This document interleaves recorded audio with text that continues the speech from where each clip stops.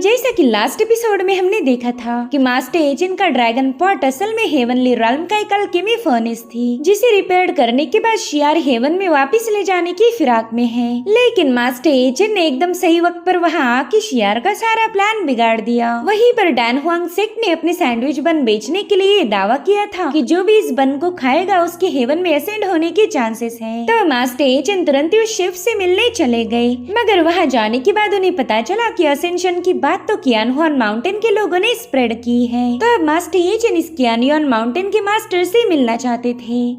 अब आगे तो इस एपिसोड की शुरुआत में हम डैन हुआंग सेक के मास्टर को देख पाते हैं, जो कि फिलहाल कियानहुआन माउंटेन सेक के कब्जे में था। वहाँ का सेक लीडर भुनी हुई मुर्गी लेकर मास्टर हुआंग से कहने लगा कि ये तो तुम्हें पहले बहुत ज्यादा पसंद थी ना, फिर अब क्यों नहीं खा रहे। जिसके बाद वो मास्टर हुआंग को जोरों से जमीन पर पटक देता है। बेचारे मास्टर हुआंग के तो मानो डर के मारे पसीने छूटने लगे। वो कह रहा था कि प्लीज मुझ पर रहम कीजिए, मुझे बस थोड़ा सा वक्त चाहिए। हमारे नए सैंडविच बन काफी तेजी के साथ सेल हो रहे, तो उससे जो भी पैसा मिलेगा उससे मैं आपका सारा कर्जा चुका दूंगा। बस मुझे 3 दिनों का वक्त दीजिए और आपके सारे पैसे आपको वापस मिल जाएंगे। उसके बाद मैं कभी आपसे कर्जा नहीं लूंगा। जिस पर वो बंदा कहने लगा कि तुम 3 दिनों में जितने पैसे कमाओगी उससे तो पैसों का इंटरेस्ट भी कवर नहीं होने वाला। बेसिक अमाउंट चुकाना तो फिर और भी ज्यादा मुश्किल हो जाएगा। तो क्यों ना तुम एक काम करो, अपना सारा बिजनेस और सीक्रेट रेसिपी मेरे हवाले कर दो। हम दोनों मिलकर पार्टनरशिप में इस बिजनेस को काफी ज्यादा ग्रो करेंगे। साथ ही मैं तुम्हारा सारा कर्जा भी माफ कर दूंगा।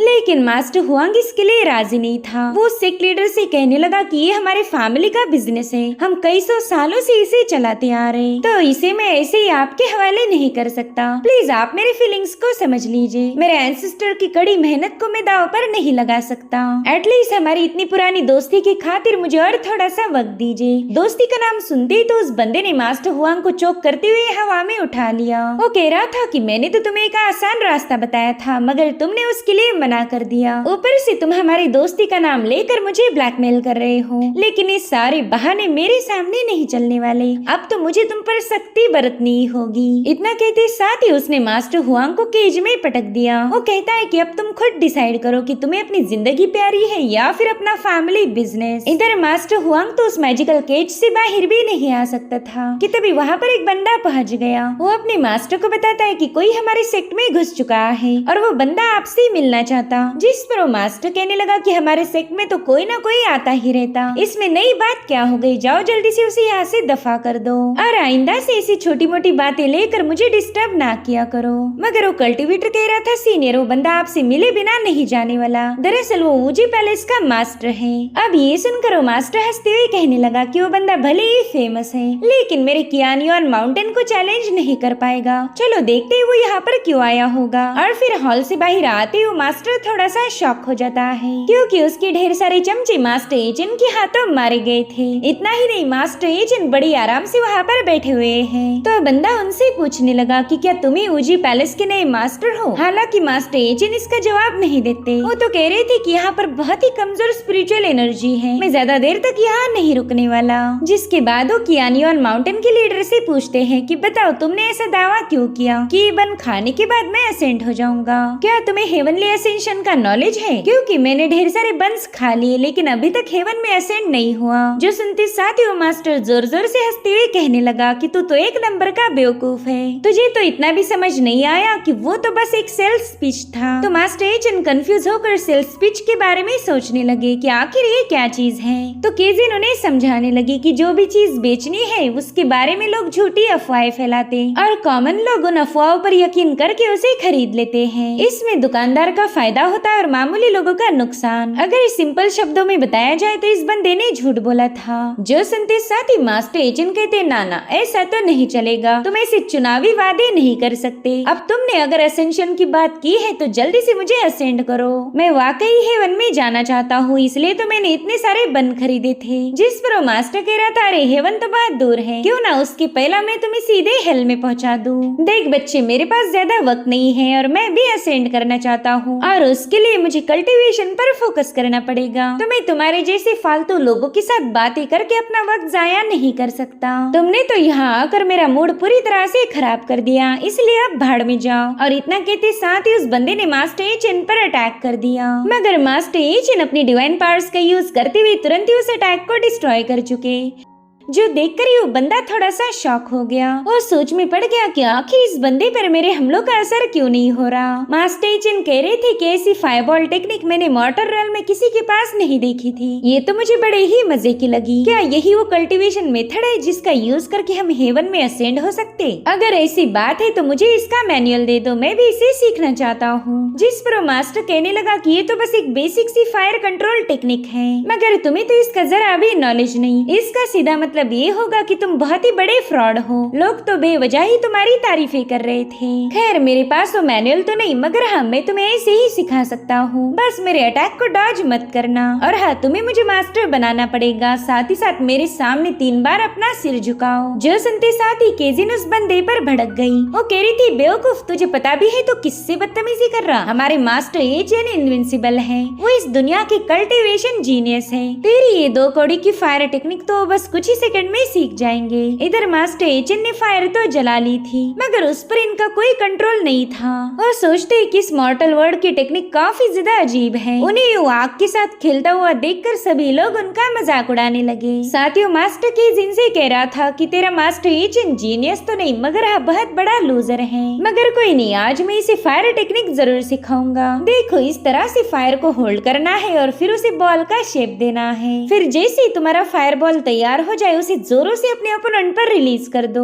हो गया काम। जो देखकर केजिन पैनिक होते हुए कहने लगी कि तुम हमें सिखा नहीं रहे हो, बल्कि हमें मारने की कोशिश कर रहे हो। मेरे मास्टर भोले हैं तो क्या हुआ, तुम उन्हें हल्के में नहीं ले सकते। इधर उस बंदे का फायरबॉल काफी ज्यादा बड़ा हो चुका था, मगर मास्टर एचिन की चिंगारी अभी भी भड़कने का नाम नहीं ले रही थी। जो देखी दोनों लड़कियां समझ गई कि शायद उनके मास्टर ऐसे ही आग से खेलते बैठेंगे और तब तक ये बंदा इन तीनों को मार देगा। इसलिए दोनों भी उस फायरबॉल को डिस्ट्रॉय करने के लिए आगे बढ़ती है। अब उस बंदे ने इन पर अटैक करते ही मोरंग अपने मैजिकल पावर का यूज करते हुए उसे डिस्ट्रॉय कर देती है। तब तक मास्टर एचिन का फायरबॉल बड़ी तेजी से जाकर उस बंदे पर अटैक कर चुका। भले उस बंदे ने समय रहते उस अटैक को डॉज कर दिया, मगर उसके आधे बाल जल चुके थे। जो देखकर ही केजिन उसका मजाक उड़ाते हुए जोर जोर से हंसने लगी। और इधर वो मास्टर तो और भी ज्यादा भड़क गया था। वो सोचने लगा कि शायद ये बंदा यहाँ पर फाइट करने आया है। ऐसे दुश्मनों को बिल्कुल भी जिंदा नहीं छोड़ना चाहिए। अगर आज मैंने इसे जिंदा छोड़ दिया तो ये दोबारा से वापस आएगा।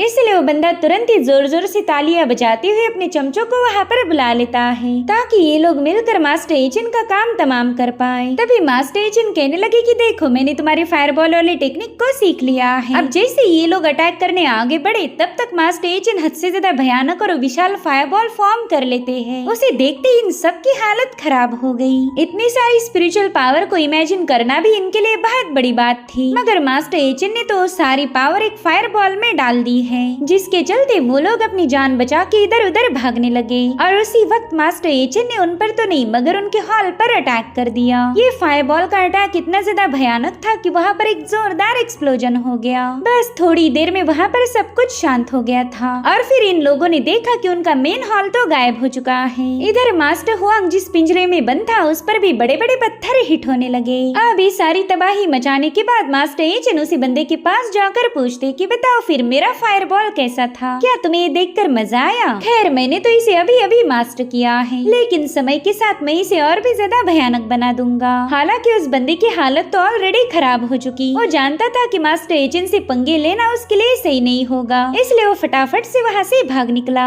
दरअसल यहाँ पर उसने अर्थ स्किपिंग टेक्निक का यूज किया था, जो कि मास्टर एचिन ने फर्स्ट टाइम देखी है। वो बंदा कह रहा था कि चलो ये तो अच्छा हुआ कि मैं अर्थ स्किप टेक्निक में माहिर हूँ, वरना अगला फायरबॉल वो बंदा मुझ पर ही हिट करने वाला था। खैर अब तो वो मुझे चाह कर भी पकड़ नहीं सकता, मैंने बस कुछ भी करके इस पैलेस से दूर हो जाना चाहिए। और इतना कहते साथ ही वो अपने सेक्ट से काफी दूर जगह पहुँच गया। यहाँ पर बाहर आते ही वो हेवंस का शुक्रिया अदा करते हुए कहने लगा कि अच्छा मैंने उस बच्चे से पीछा छुड़ा लिया, वरना पता नहीं आज मेरे साथ क्या हो जाता। खैर मैं फिलहाल तो काफी ज्यादा थक चुका हूँ, अब मुझे आराम की जरूरत है। मगर जैसे उसने ऊपर देखा वहाँ यहाँ पर मास्टर एजेंट पहुँच चुके थे। वो कहने लगे कि ये वाली टेक्निक तो मुझे भी बहुत ज्यादा पसंद आई। तुम तो जमीन के अंदर होकर भी काफी तेजी के साथ भाग रहे थे। शायद असेंशन करने के लिए फायर टेक्निक के साथ साथ ये वाली टेक्निक भी जरूरी है। तो चलो मुझे भी सिखाओ कि जमीन के अंदर जाकर कैसे भाग सकते हैं। मगर वो बंदा तो सीधे उनके सामने सिर झुकाते हुए कहने लगा कि सर प्लीज मुझे बख्श दीजिए। आप भी अच्छे से जानते हो कि मेरे पास कोई असेंशन टेक्निक नहीं है और वो असेंशन वाली स्ट्रेटेजी तो बस एक झूठ थी। वैसे आप काफी ज्यादा पावरफुल हो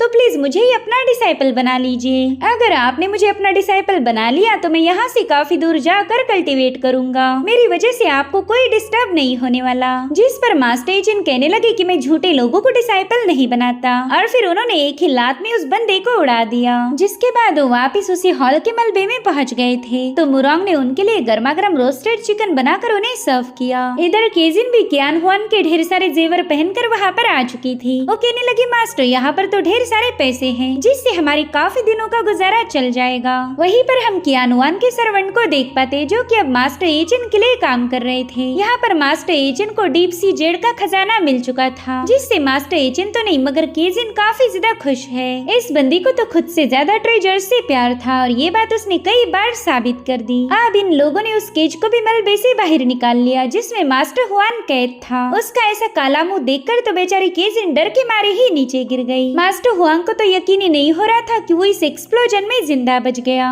मगर अभी भी इस केज को ब्रेक करके उसमें से बाहर निकलना बाकी था और वहीं पर उसकी नजर पड़ी मास्टर एजेंट पर तो तुरंत ही रोते हुए कहने लगा कि मास्टर प्लीज मेरी मदद कीजिए। जरा देखिए कियानहुआन माउंटेन के मास्टर ने मेरी क्या हालत कर दी। उस बंदे ने थोड़े से पैसों की खातिर मुझे काफी ज्यादा टॉर्चर किया। प्लीज मुझे इस केज से आजाद कर दीजिए। मैं आज के बाद हमेशा के लिए आपका बिजनेस पार्टनर बनूंगा। आप मुझे जो कहोगे वो सब मैं करने के लिए तैयार हूँ। इधर मास्टर एजेंट कंफ्यूज होकर पूछने लगे कि काले मुंह वाला बंदा कौन है। मैंने तो इसे पहले कभी नहीं देखा था। जिस पर मुरोंग कहती ना मुझे भी कोई आइडिया नहीं। शायद इसका चेहरा साफ होने के बाद हमें पता चलेगा। अब अगले सीन में हम मास्टर हुआंग को देख पाते जो कि अब वूजी पैलेस का हिस्सा बन चुका था। साथ ही साथ इन लोगों ने मिलकर एक नया सैंडविच बन भी लॉन्च किया था जिसे सुपर इमॉर्टल बन ये नाम दिया गया। इस बन पर तो ढेर सारा डिस्काउंट दिया जा रहा था। इतना ही नहीं होम डिलीवरी का नया ऑप्शन भी लॉन्च किया गया। तो इस सुनहरे ऑफर के मजे लेने के लिए कई सारे लोग एक्साइटेड होकर बंस परचेस करने लगे। तो इन बंस को बेचकर ओजी पैलेस ने ढेर सारा पैसा कमा लिया और अब वो अपने सेक के लिए कल्टीवेटर्स भी रिक्रूट कर रहे थे। जो भी अपने पावरफुल ट्रेजर या फिर स्पिरिचुअल क्रिस्टल देगा वो यहाँ का हिस्सा बन जाएगा। तो अब ओजी पैलेस का डिसाइपल बनने के लिए भी वहाँ पर भीड़ लग गई। साथ ही साथ इन लोगों ने ढेर सारा प्रॉफिट कमा लिया। केजिन जो कि पेशे से एक चोर होने की वजह से इतने सारे ट्रेजर्स को देखकर ही सेटिस्फाइड हो गई। मुरोंग कहने लगी कि हमारा ओजी पैलेस काफी तेजी से ग्रो करेगा। हमने ढेर सारे डिसाइपल्स को रिक्रूट किया ताकि हमारी भी मैन पावर बढ़ जाए। अब तो दुश्मन बेवजह हमसे पंगे नहीं लेंगे। और उतने में एक मिस्टीरियस बंदे ने भी उनसे एक टोकन परचेस कर लिया। अब ये बंदा कौन है ये हमें फिलहाल तो बताया नहीं गया। वही दूसरी तरफ बेचारी शियार तो खाना पका पका कर परेशान थी। वो नई नई मिठाइयाँ बनाकर मास्टर एजेंट और आर्टिफैक्ट को खिलाने का काम करने लगी। इन लोगों ने अपनी डिशेस में ढेर सारे वेरिएशंस भी ऐड किए थे जिससे इनका सेल और ज्यादा बढ़ने लगा। उतने में मास्टर हुआंग काफी ज्यादा एक्साइटेड होकर वहाँ पर पहुँच जाता है। वो मास्टर एजेंट को बता रहा था कि हमारे नए बंस तो बड़ी ही तेजी के साथ सेल हो रहे। लोगों की भीड़ तो बिल्कुल भी कम होने का नाम नहीं ले रही। मेरे ख्याल से हमने और 1000 बन प्रिपेयर करने चाहिए। इस डिमांड को सुनकर ही शियार काफी ज्यादा गुस्सा हो गई। बेचारी ये बंदी पहला जन्नत में पिल रिफाइनिंग का काम किया करती थी और अब यहाँ पर उसे बन बनाने का काम करना पड़ रहा। और उतने में मास्टर हुआंग ने उसे एक नहीं बल्कि 2000 बंस का ऑर्डर दिया। वो कहते कि आज हम ढेर सारा पैसा कमाएंगे। जो सुनते साथ ही शियार तो काफी ज्यादा शॉक हो गई। वो बिल्कुल भी इस बंदे की डिमांड को पूरा नहीं करने वाली थी। लेकिन मास्टर एजेंट ने जैसे उसकी तरफ देखा वो तुरंत ही अपने काम का स्पीड बढ़ा देती है। वो दिल ही दिल में अपने जेड ड्रैगन पॉट से कहने लगी कि बस कुछ दिन और फिर हम दोनों इन भूखे राक्षसों की चुंगल से भाग जाएंगे।